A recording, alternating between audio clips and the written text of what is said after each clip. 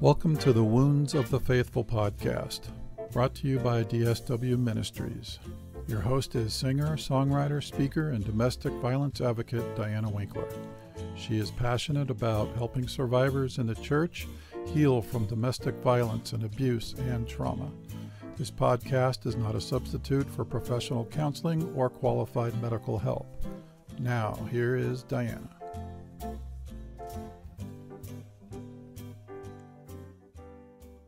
Hello, everyone.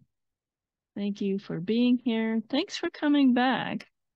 If you were listening last week about the story of Tamar, that's what we were talking about last week, doing a little bit of Bible study, learning more about the prominent people in the Bible. And yes, it was a rough story to digest and swallow.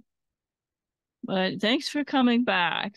So I wanted to give you guys an update because y'all have been praying for us about a few different things. If you have been listening to the podcast, you know that my husband Brian has been sick and we've been trying to get some disability benefits for him since he isn't working. And we had an appeal to get his disability benefits.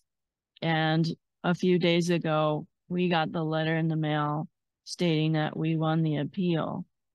So that was a big answer to prayer because we have struggled greatly this year, and being a one-income household is very challenging. I know that some of you out there do that as well, and taking care of a sick loved one is an additional stressor because healthcare costs money.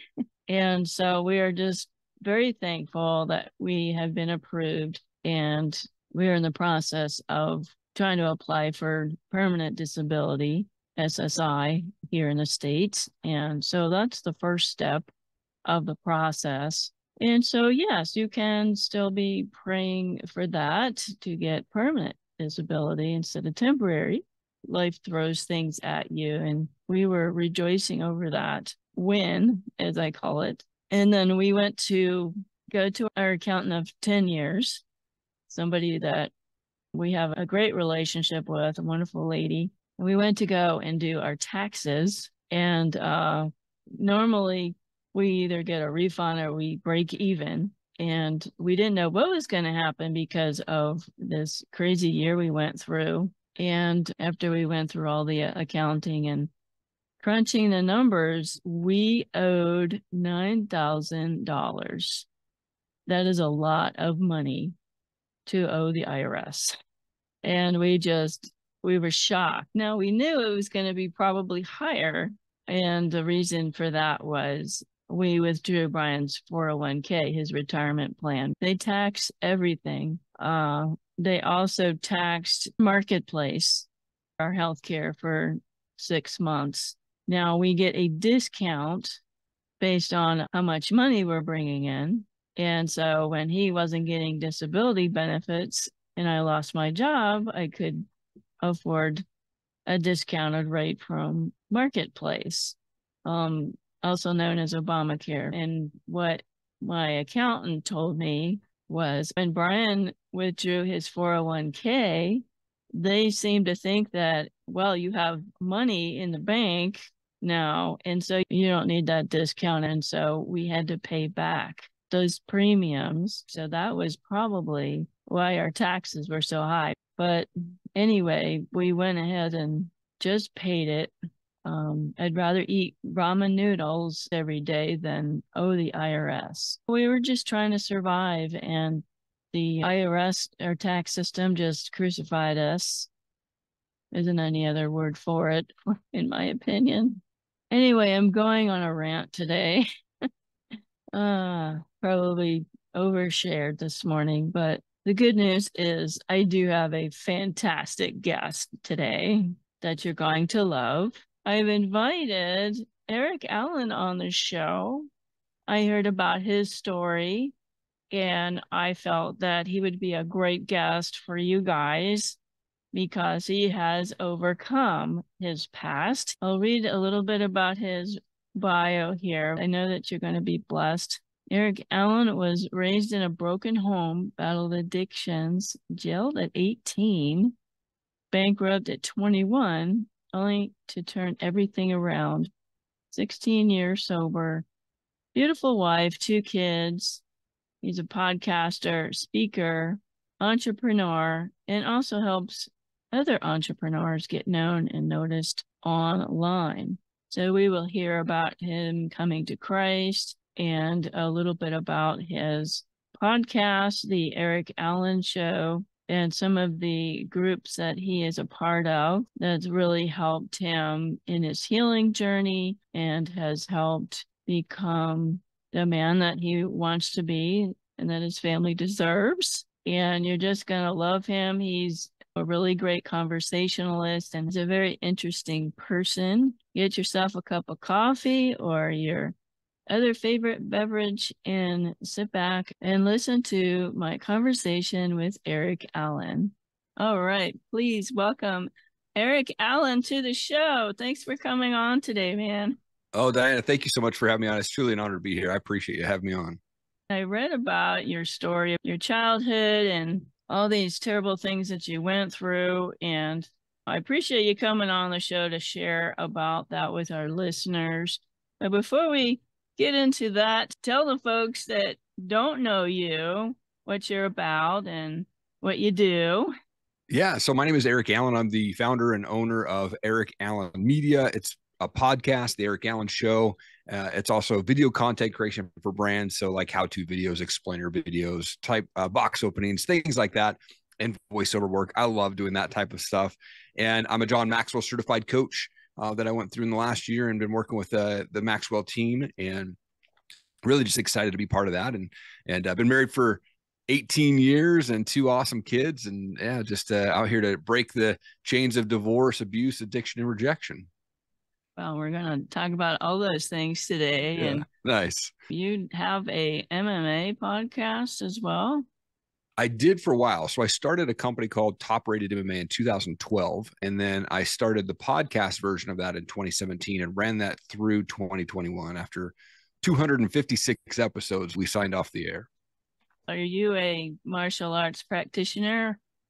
I'm not. I mean, a little bit of boxing when I was a kid, but I never competed. It was just more of a fan more than anything, and loved being around the fighters and understanding their stories. And that's why I started the podcast. So yeah, big fan.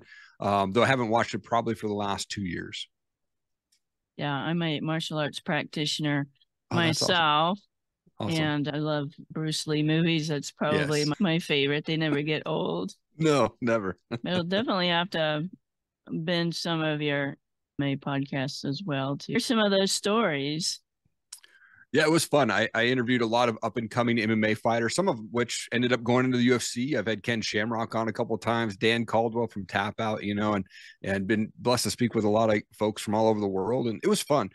Their shows are short, probably 15 to 20 minutes, but I really like to deep dive in and ask them that question, like, why do you want to get in a cage to get punched in the face? Right. And so that was the main question. And I had no idea what I was doing when I first started. And I was in a walk-in closet and bad lighting, bad microphone, didn't even look into the camera, and was really uploading to YouTube and sharing the link out to Facebook and calling it my podcast. And then someone said, well, how can I listen to it on Apple? And I was like, what the heck is that, man? I didn't even know what Apple was when I started, So.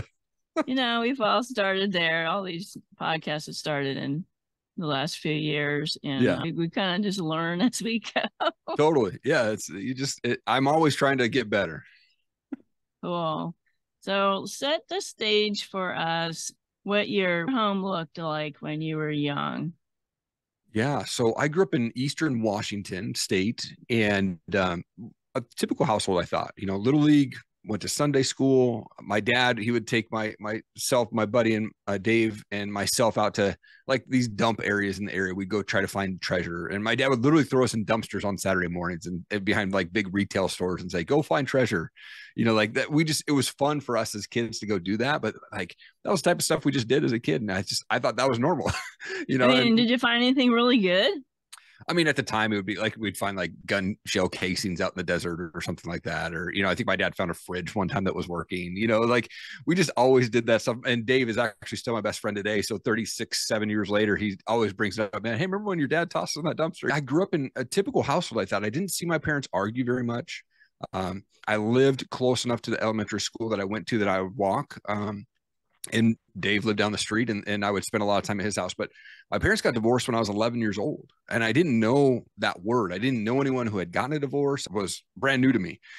And so I don't know who made the decision, but I was basically lived with my mom and my sister, who's 4 years younger than me. We went to stayed in that same house with my mom. My dad moved out. And then my mom got together with a guy who was very physically abusive, almost right away, that I remember, since the very first moment. And I thought it was just weird that she decided to stay with that guy. And I remember there was moments where they'd be fighting and he'd be hitting her with a cordless phone. Just craziness. And I would call the police and they'd show up and my mom wouldn't press charges. And I thought, man, this is the weirdest thing ever. And when I was in the middle of my 8th grade year, well, they had gotten pregnant, my mom and this man. And then in the middle of my 8th grade year, they decided to move us from Washington State to Stevensville, Montana. It was population 1,200 people. And we had 5 acres that we rented this house on. It was beautiful property, 2 ponds right by the Bitterroot River. Awesome. Problem was the house had 3 bedrooms, and it was one for them, and it was one for my little brother who's a couple months older this time, and one for my sister who's 4 years younger than me. And they basically said, Eric, you go live in the garage. So I had this plastic tarp down the middle of the garage, and I had my bed on one half. Luckily, my half had the fireplace, and the other half was where the truck pulled in. And so I would live out there, and I had a TV and I played a lot of Nintendo out there and tried to escape kind of what was happening inside. And there was one night when I was about 13 years old, they came home arguing. It wasn't anything different than any other night, but I remember brushing my teeth and I felt like God was going, dude, you got to turn around and see what's going on. And so the way the house was set up was behind me was the kitchen to the pantry to the garage door where I was at. And as I turn around the corner, I see this man on top of my mom, just boom, boom, boom, one shot after the other to her face. And I had this 20 seconds of courage and felt God was saying, dude, you got to put a stop. And so I walked up and I grabbed a cast iron pan. I swung as hard as I could and I split the back of his head open. I mean, it was like the first thing that you could see that could do some damage. Yeah. There was a cupboard that was by him and I opened up the cupboard behind him and just grabbed it and just first thing I could find. Yeah. So I took the swing, didn't knock him out. And he turned around and he said, what then? As he said that, I took another swing and split his forehead open.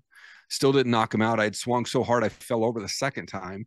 And I remember him standing up over me at that point, blood coming down his face, and he was yelling at me. And my mom jumped up and went into like mama bear mode, landed like 6 punches in a row. There's blood on the wall, right? Cops finally show up, take him to jail. I'm thinking I'm the hero. Of course, my mom doesn't press charges. And it wasn't long after that I got kicked out. I had 3 months left in my freshman year of high school at that point. And so I went and lived with my buddy in downtown Stevensville, Forest, and I would sleep on the hardwood floors of him and his dad's house, and we'd walk to school. And, it was moments like that that kind of set me on this path of destruction for the next 10 years after that. Well, I'm just like listening to this stuff. There's child neglect going on here. For sure. That your mom, your stepdad putting you in the garage. I mean, Montana's freezing. It's cold. It was pretty cold some nights. Yeah. I remember having like 10 layers of blankets on and it would keep me semi-warm. But once that fireplace went out around midnight, it was pretty cold. Oh, I don't know how they got away with that. And then kicking you out at 14. You're still a minor. You can't be kicked out of your parents' house at 14. That's just... Yeah, it was pretty wild. So the police didn't come and wonder what happened?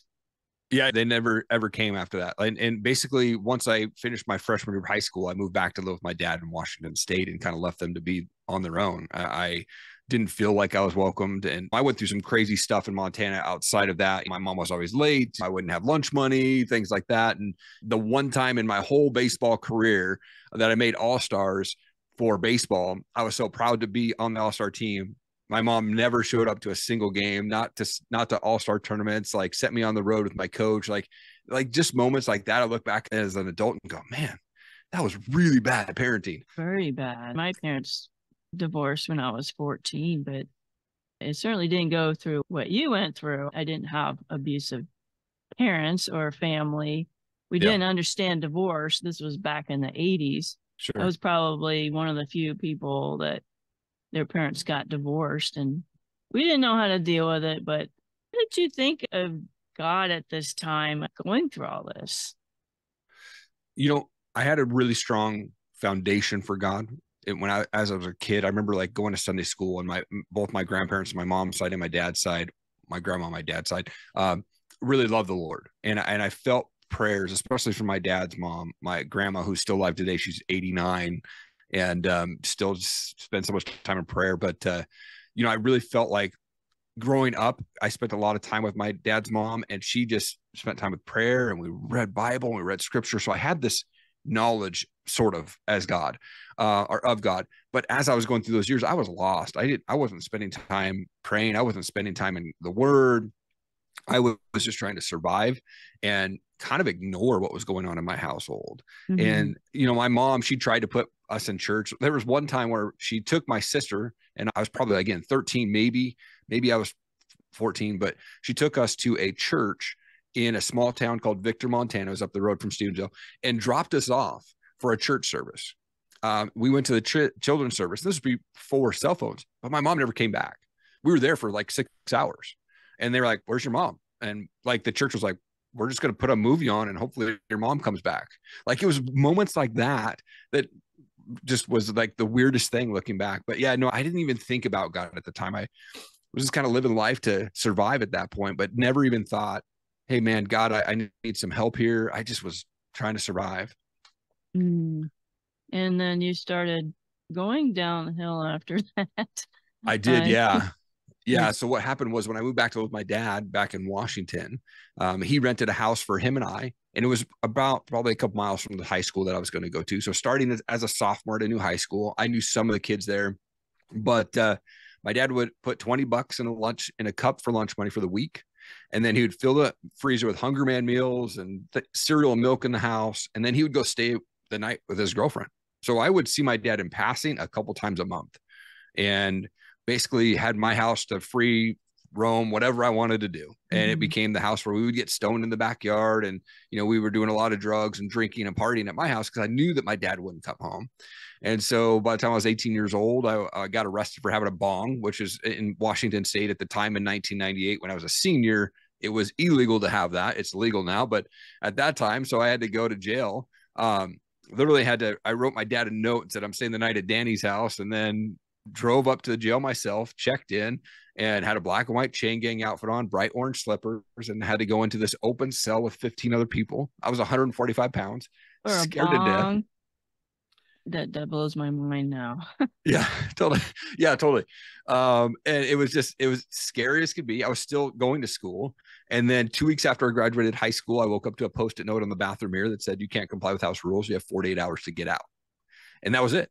And so I was like, well, I got to get out of here. So I went and lived with my aunt and uncle for a bit. But between the age of 18 and 21, I moved 21 times, living in a house here, a house there, 3 days there. Made a move to Seattle, Washington with $100 in my pocket, slept on floors for a bit, and living off of credit cards. So by the time I was 21, I was $28,000 in debt and ended up having to file bankruptcy. So meanwhile, this whole time I'm doing drugs, I'm drinking and living off this credit card. When I got it to Seattle, it was, for me, I'm a big music fan. So I knew that Seattle had this music scene. I was like, I want to work in the music. And I was working at a CD store, and a guy walked in and said, he worked for Universal Records. And I said, hey, how do I get your job? Just kind of joking with him. And he's like, oh, you got to be an intern. And he's like, oh, you got to be in college, and then you got to contact this person. I'm like, okay. So I go down to the local community college, and I paid $350 for an internship class, took my receipt, emailed it to Universal Records, said, look, I'm in college. I'd love to be an intern for you guys. They said, great. You're in. I became an intern, and I never went to a class at the college. And that's how I got into Universal Records. I worked there for a year and lived a rock star lifestyle. And I mean, I was drinking at 2 to 3 concerts a week, and had backstage time with rock stars and just craziness. And so yeah, it just led to this destruction. And then I got laid off my 1 year anniversary during the Napster days, if people remember Napster. Oh yeah. So oh, that sounds like a dream job, except for the drugs part. I'm a musician, but I was like, how do I get that job? Right. Yeah. Yeah. It was so much fun. And I just showed up for 6 months, never got paid, 6 days a week. I was just like stuffing posters in the mailroom as an intern. And then they hired me on as a mailroom coordinator. So I was setting up meet and greets, and I was tracking sales, which was fun. And I ended up taking like probably 25 CDs home a week and building up my collection. It was a dream job for me to be there. I didn't care how much I was getting paid. I just wanted to like be there. You don't play any music. You enjoy listening to music. Yes, I've owned 2 guitars, never played them. My wife owns a guitar. She doesn't play it. But yeah, we both love music, but yeah, I've never actually learned to play anything. I primarily play the piano and I sing, and my husband plays drums. Oh, nice. And I tried to take up the guitar, but I can't get past that bleeding finger stage. Right. Yes, sir. So they're hanging on the wall right now. I'm just sticking with the piano. That's awesome. So you went through some addictions. Was that as a result of that party lifestyle that you had? Yeah. Did a lot of pot. I was smoking opium and hash and whatever I could get my hands on. In high school, even I started taking acid and mushrooms. And there was a point where my buddies and I realized that if we drank a bottle of Robitussin DM in high school, it had the same amount of basically morphine would give you the same effect as paying $5 for a hit of acid, and morphine or the Robitussin DM was $2.50. So it was less for us to go and just buy a bottle of Robitussin DM. We would chug that and hallucinate for a bit. Yeah, did all that. And there was a small stint in my Seattle days where I ran into a buddy in downtown Seattle and he's like, hey, let's go party at the house. And he said, you want to do some drugs? Yeah, I'll smoke a bowl. And he goes, no, let's do some drugs. And he laid out some Coke, and I'd never done Coke before. And that I did that. And it was like, it was good. And then I was at that point, I was like, okay, now I want this more. Right. And so, but I caught myself early enough where I didn't get into this point where I was like, I need to have this. But I remember these moments where like, man, do I call him? Do I get some more? And I just ended up just not doing it. And I think God just had a plan to kind of starting to work my way out of that scene at that point. Yeah, just so the folks know, Robitussin DM does not come in that form anymore. You can't. Oh, it doesn't. I have no idea. That's awesome. You can't, they don't make that's that. awesome. Yeah. Same thing with, they're starting to get rid of the cough syrup with the codeine in it. Yeah, so you're wanting to get out of this whole situation. Where was the turning point for you in this? So there was a moment, which is really funny looking back now, but there's a moment when I was at Universal. It was near the end of my time there, but I was working at a concert and I was doing a meet and greet session. And and I'm in my early 20s. I'm probably 23-ish, somewhere around in there at the time. And I remember seeing a lady that worked for another record label there, and she was probably in her early to mid 30s. And obviously that's not very old at all. But at that time, I'm looking at her and I had this thought that has stuck with me. I remember looking at her going, I don't want to be her age and still doing this every day. I don't want to be her age and still out partying. I want to have a family. And I don't know why, but God planted that seed in me. And it wasn't long after that I got laid off from Universal. And I went into this kind of depression for a bit. I was working at Starbucks as a night manager, and I'd get off work, go grab a 6-pack of beer, go to my Hollywood Video and rent a movie on VHS, and then go back to my ghetto apartment and drink myself to sleep. And there was a moment where a girl had come into Starbucks, and I'd seen her a couple of times in there. She was studying, and she had come up to me one time, had 20 seconds of courage and said, hey, we've got a college age event down to the church. Would you be interested in going? And I was depressed. I had no friends. And in my mind, she's good looking. Yep, absolutely. What time do I need to be there? Absolutely. And so I go to this church event, and I end up running into guys that I had known or met 4 or 5 years earlier on the other side of the state where I grew up. And it was like, man, I haven't seen you for 5 years. What are you doing up here? And they were church interns that had interned at this church now. And it was about a month later, it was Easter 2004. I remember going out and partying with this band I was managing, and woke up Easter morning and surrounded by probably 10, 15 guys. And I remember waking up and God going, dude, you're going down this path that's going to end your life real quick. You need to start making some changes. And in that moment, I decided to give my life to Christ right then and there. And I quit cold turkey, drugs, drinking, cigarettes, everything in that moment. And I never went back. But it was in that moment that I gave my life to Christ, and I text that girl and I said, hey, thanks for inviting me to that church event. Maybe I'll see you at the church or at the store sometime. And about a month later, we're dating, and now she's my wife.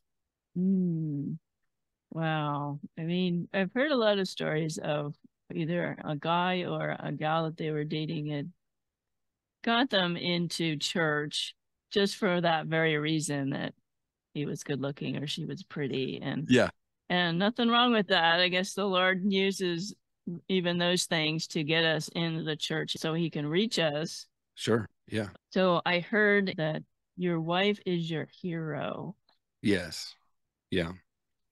I feel like she has spoke so much life into me over the years, and just the fact that she decided to stay with me through the years, because obviously I didn't know what a good marriage looked like I knew what I didn't want in marriage, but I didn't know what a good marriage looked like. And she came from the broken side as well. Her family's kind of messed up as well. And so we came into this kind of carrying a bunch of yuck with us. And we spent the first 5 years just getting to know each other. We went camping and we went down and we did missions trips to Mexico. And we went through counseling early on in our marriage because I wanted to figure out why I was feeling like why was I still angry? And why was I feeling kind of depressed still, even after I'd given my life to Christ? And it really helped a ton to go to a Christian counselor and spend time with them and really just start to talk. And I had never really told people my story up until that point, unless they were in my inner circle. Mm-hmm. And so, yeah, I really think my wife has stuck with me for almost 18 years next month that we've been married, and not every year is rainbows and sunshine, right? But like we know that coming in like to this marriage, when we said I do, we meant it. And we knew that there was going to be tough times. There was going to be times that were great, and there was going to be times that were just might be blah. But we knew that when we said I do, we meant it, and we wouldn't even bring up the word divorce. And my kids to this day, they see us argue, they see us disagree, they see us make up, they see us kissing in the kitchen and dancing in the kitchen, right? They see that whole thing. And that, my wife is my hero. She made decisions in her life that got her to where she's at today. And she helped me get to where I'm at today too. Amazing. I love that story. And we were both born at 1:41 p.m. on our birth certificates, which is pretty crazy. You compared birth certificates? It was interesting. We were on our honeymoon, and this was before passport days were required. So you could travel international with just your birth certificate. And so we went on a cruise for a honeymoon, and we were standing in line for like 3 hours trying to get on this boat. And I was looking at my birth certificate and I said, "Hey, what time are you born?" 1:41. I was like, I was born at 1:41. That's how we found out. So it's just wild. Apparently Not it's on on a the world same record. day. No, not on the same day or even the same year, but the exact same minute, which I thought was funny. I haven't looked at my birth certificate in a while, but obviously all this stuff that went on in your past had to have some effect on you, even though, you did give your life to Christ, like you said, you're trying to serve the Lord and have a good marriage. How did you heal from all that stuff? For me, it was getting involved in the church and finding a men's group that I could be with. And when I first got saved and I started going to church with my fiance and now wife, I immediately replaced the drugs and the drinking with men who were great marriages or had great businesses, had great walks with Christ. They were involved in the church. And pre-podcast days would take them to Starbucks and say, "Tell me your story. I want to know what you're doing. How can I do what you're doing to get to where you're at?" And so I had to change the environment mentally and physically. But once I did that, it kind of helped me get on this path of like, okay, now what do I do? I know that my past and other people's opinions of me don't define my future. And so once I realized that, and I started spending more time in prayer and just really putting everything at God's feet, because I felt a lot of shame. I felt a lot of guilt. I felt a lot of just embarrassment from my previous life.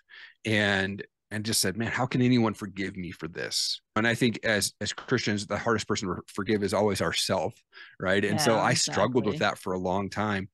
And I'm 43 now, but I didn't share my story publicly until I was 39 years old.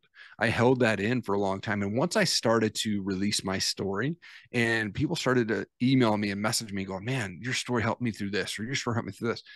And not bragging at all, but for me, that was encouraging to me. Go, all right, maybe God's got me on this right path. And so that's where I really started to realize that, you know what, God's got a different plan for me than to just sit back and watch the world happen. It's time for me to get in the game and start impacting people. Yeah, a lot of people that went through all the drug abuse and that kind of lifestyle, they don't do it cold turkey. Yeah. Usually go to a rehab facility or something, but you quit cold turkey. That is amazing. Yeah.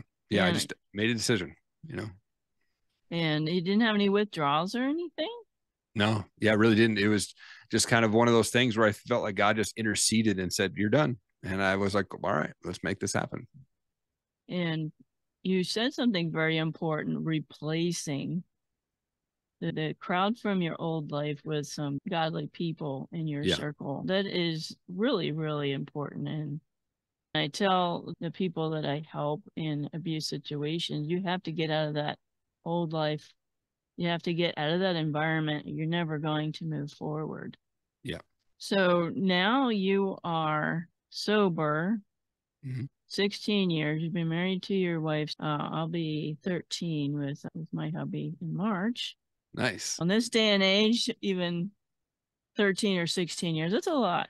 That Yeah. counts. Oh, yeah. That counts for a lot. Yeah. And so what are you doing now? So a John Maxwell certified coach, really got certified through John Maxwell because of his beliefs and his alignment and Christian values. And for me, I just wanted to have this personal development to grow in that area for me. So I have this biblical perspective, but also a business perspective in life. And so I just try to encourage people through my daily videos that I release on Instagram. Most days, not every day, but most days I try to get a video out every day.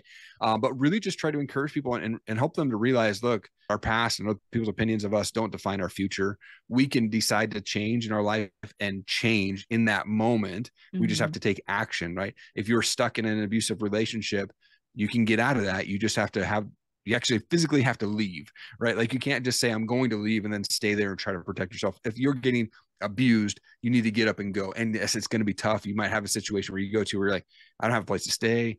I'm lost, but get yourself out of that situation. And so I really just try to encourage people, like, make the choice. If you're not happy at work or happy in a relationship, or you're getting abused by family members or whatever it is, you get to choose who you want to be with, who you want to be, where you want to be. And you just have to take the action to do that and find that strength deep down to get out of there. And yes, it will hurt. Yes, it'll be uncomfortable when you step out of that.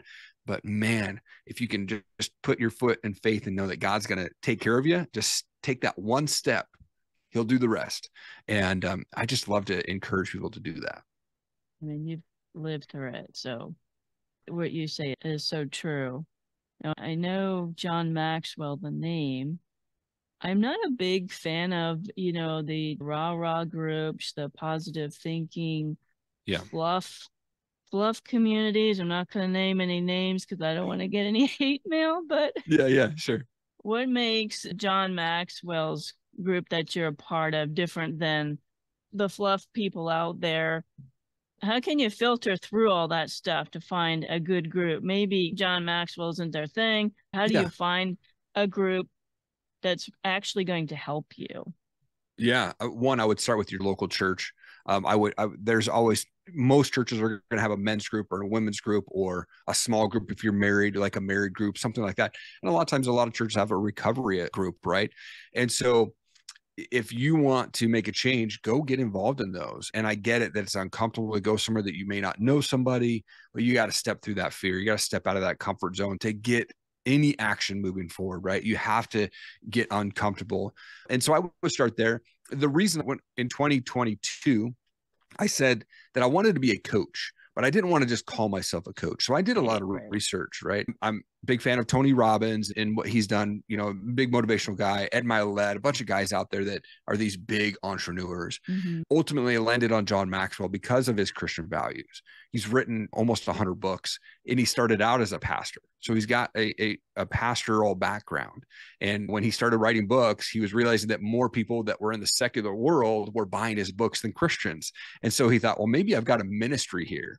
And so he stepped out of pastoring. He had like the 10th largest church in the nation when he was pastoring, and stepped out of pastoring and just started doing that. And I just think his story is awesome. The way he approaches people in a worldly setting, but then brings the biblical truths to that. That's what's inspiring to me, because our job is not to judge anyone. My job is just to love you where you're at, whether you love God or not, or you identify as something like that. Like if you're not hurting yourself or someone else, then that's fine with me. I just want to love you where you're at.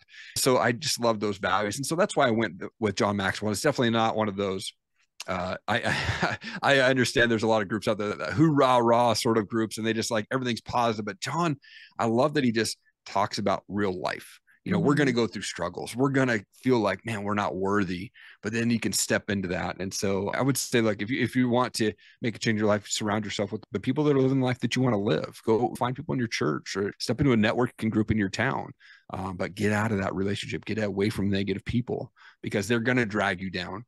And so that's what I had to do. I had to cut a lot of people out of my life at that point.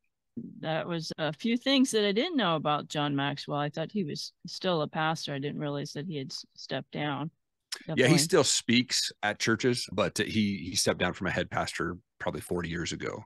But I love his books that they kind of speak to the secular world, but they have very much biblical intention within them.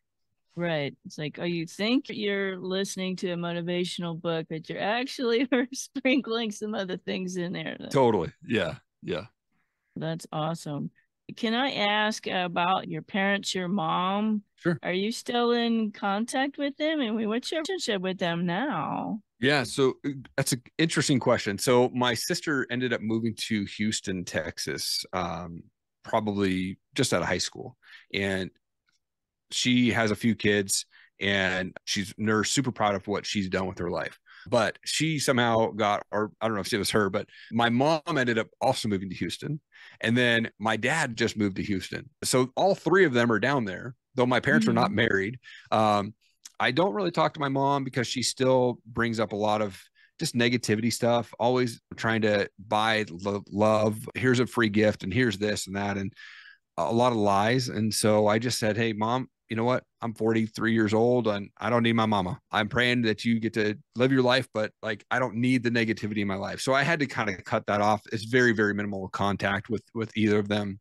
Very much a text relationship with my dad, probably once a month, kind of checking in, things like that. And I want to say, I think he's 65. No, yeah, I think he's 65 this year, but it's very much a text conversation relationship with my family. And my wife and I, we moved from Washington State to Idaho in 2014, and her family does not have our address. We had to cut them off. And so we came here, we didn't know anybody. We just said, God's got us on this plan. We're going to start fresh.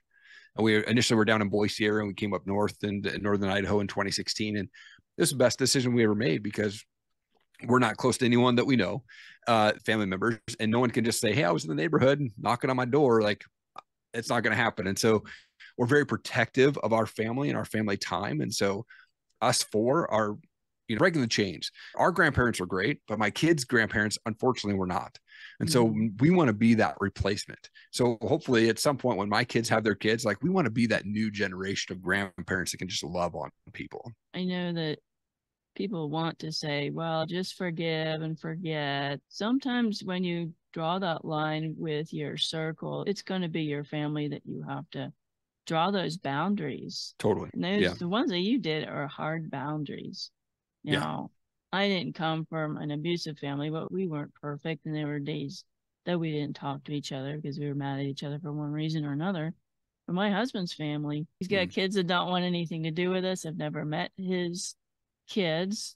Most of his family were abusive towards him, and we had a death on his side of the family around Christmas, and one of the people that abused him was going to come in to the hospice, and I said, you are more than welcome to go and see this person, but I am not.